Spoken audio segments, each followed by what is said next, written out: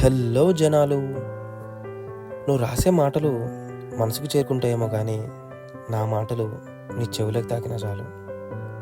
నీకోసం పుస్తకాలు చదివా కానీ చదివిన ప్రతి కథలో మన కథే కనిపించేది.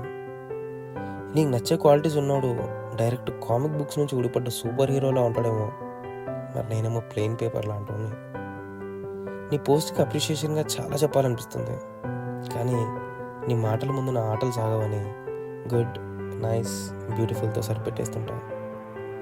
2 AM టెర్రస్ మీద కూర్చొని నువ్వు రాసిన వాటి గురించి నీతో మాట్లాడాలనిపిస్తుంది, కానీ నువ్వు నాకు చాలా తెలుసు అండ్ నేను నీకు అసలు తెలియదు.